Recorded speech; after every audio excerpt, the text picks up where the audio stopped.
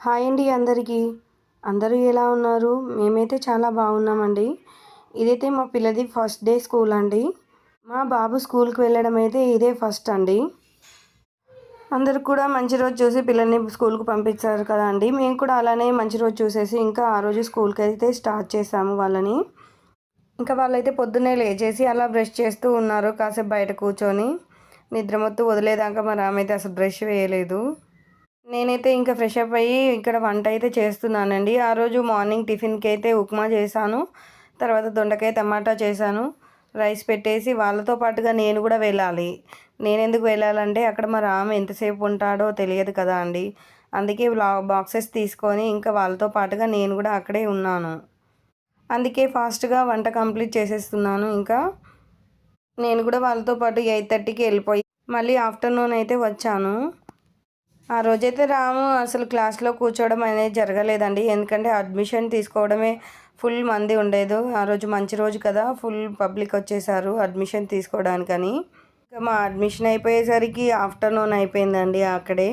ఇంకా ఆ రోజు మంచి రోజు కదా అని చెప్పేసి ఒక 10 మినిట్స్ అలా క్లాస్ రూమ్కి వెళ్ళి కూర్చోబెట్టి వచ్చేసాను నేను. ఇంకా ఇక్కడైతే రామ్ రిష్విత కూడా ఫ్రెష్ అప్ అయిపోయారు.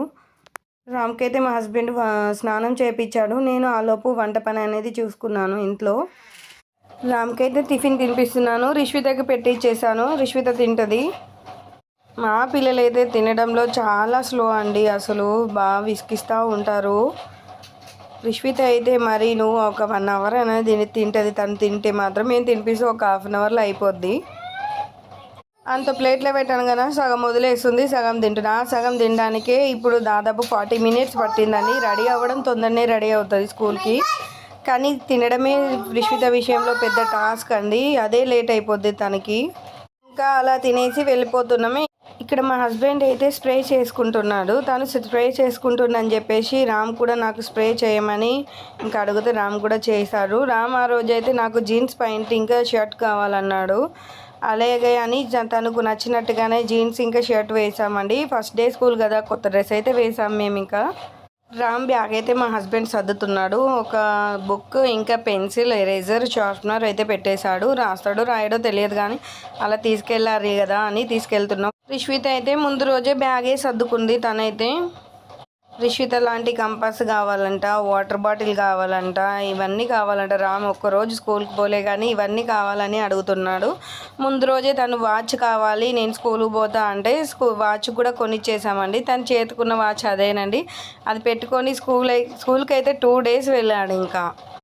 ఇంకా టిఫిన్ తినిపించాక రామ్ని అయితే రెడీ చేస్తున్నాను నేను. ఆలోపు లంచ్ బాక్సెస్ కూడా రెడీ చేసేసానని చక్కగా రెడీ అవుతుంటాడు రామ్ అయితే. చూడండి ఎంత బుద్ధిగా పౌడర్ వేయించుకుంటున్నాడో నీట్గా. నా వాయిస్ విని ఎవరు భయపడబాకండి, ఏమనుకోకండి. నాకైతే జలుబు చేసింది కాబట్టి నా వాయిస్ అనేది మారింది, అందుకే ఇలా వస్తుందండి. ఎవరు ఏమనుకోకండి. రామ్ అయితే స్కూల్లో ఎంతసేపు ఉంటాడో తెలియదు కానీ ఇంత రెడీ అయితే వెళ్ళిపోతున్నాడు. ఏమనుకుంటున్నాడో స్కూల్ అంటే. రామ్, రిష్విత మంచిగా చదవాలని అందరూ బ్లెస్ చేయండి. ఫస్ట్ ఇయర్ పిల్లల్ని స్కూల్కు అలవాటు చేయడం చాలా కష్టం అండి. వాళ్ళు ఏడుస్తూ ఉంటే చూడలేకపోతుంటాము మనమైతే. మా రామ్ అలా ఏడుస్తాడని నేను ముందుగానే పోయి స్కూల్లోనే కూర్చున్నానండి ఆఫ్టర్నూన్ వరకు. పిల్లలు ఏడవకుండా స్కూల్కి వెళ్ళడం చాలా కష్టం కదండి, కానీ మనమే పేరెంట్స్ స్ట్రాంగ్గా ఉండాలి. మీ పిల్లలు స్కూల్కి వెళ్ళే టైంలో మీరేం చెప్పారు వాళ్ళకు, ఎలా అలవాటు చేశారు వాళ్ళని నాకు కొంచెం చెప్పండి. కామెంట్ బాక్స్లో కామెంట్ చేయండి. రామ్ అయితే ఆ వాచ్ని పద్దాక తీయడం పెట్టుకోవడమే సరిపోతుంది. నాకేమో ఆ వాచ్ పెట్టడానికి రావట్లేదు అసలే.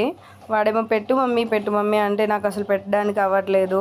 పౌడర్ ఎక్కువే వేసానని తుడుచుకుంటుండు. చూడండి ఎంత క్యూట్గా ఉంటాడో మా రామ్. అసలు ఎవరి పిల్లలకు వాళ్ళే ముద్దు కదండి. నేను ఇంత పని చేసుకున్నా మా రిష్విత మాత్రం తినడం అయిపోలేదు. చూసారా మీరు, ఇంకా ప్లేట్ పట్టుకొనే ఉంది. అసలు తినదండి రిష్విత మాత్రం.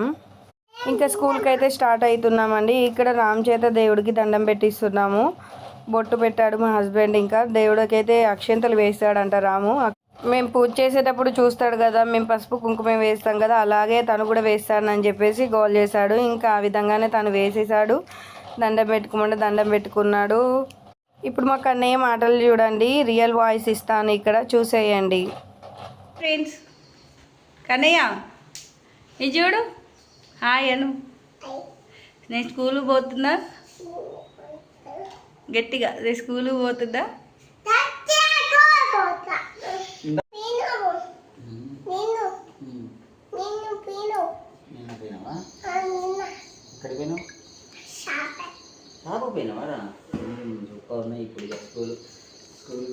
బాయ్.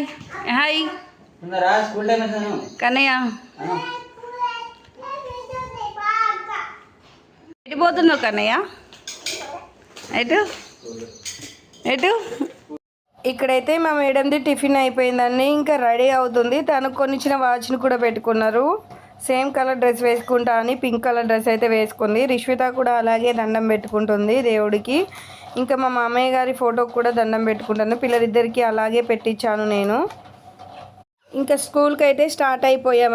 స్కూల్ గేట్ చూడగానే రామ్ అయితే మారిపోయాడండి. డల్ అయిపోయాడు. ఇంట్లో ఉన్నంత హ్యాపీగా లేదు.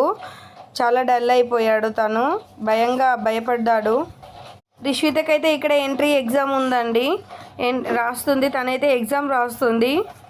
రిష్వితని ఇంకా రామ్ని జాయిన్ చేసేసామండి. ఇంకా స్కూల్ నుండి బయటకు వచ్చాక స్కూల్ వాళ్ళు ఫొటోస్ కావాలంటే ఫోటో స్టూడియోకి వచ్చేసి రామ్ని అయితే ఫోటో తీస్తున్నాం. ఈ ఫోటో తీయడం అయితే తనకైతే పెద్ద టాస్క్ అయిపోయిందండి. ఇంకా ఆ రోజు అయితే అలా గడిచిపోయింది. ఫస్ట్ డే స్కూల్ అయితే. ఇది సెకండ్ డే స్కూల్ అండి. ఇంకా మార్నింగ్ లేవగానే నేను స్కూల్ పోనని స్టార్ట్ చేశాడు.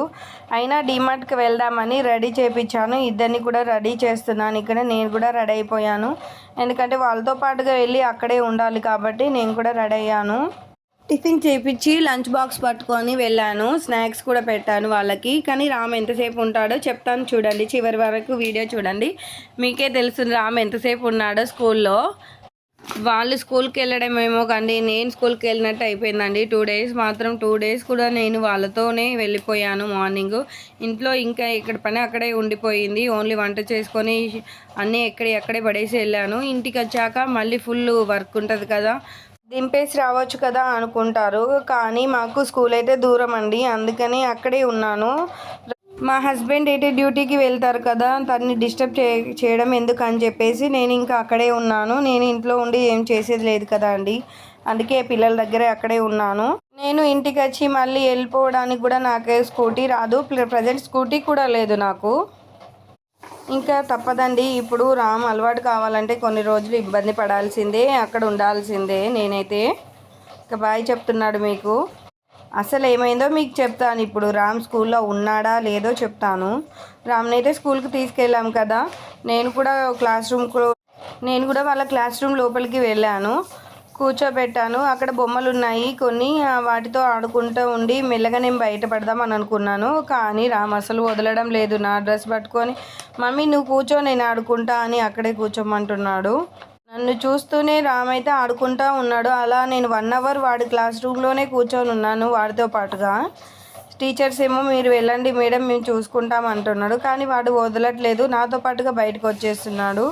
ఇంక ఇలా అయితే తప్పదని చెప్పేసి నేను వదిలేసి ఇంకా రూమ్లో వదిలేసి వచ్చేసాను. ఇంకా ఫుల్గా ఏడ్చాడండి. అలా 1 hour కంటిన్యూగా ఏడ్చాడు. 1 hour తర్వాత టీచర్ నేను బయటే ఉంటా అని చెప్పాను టీచర్కి ఫస్టే.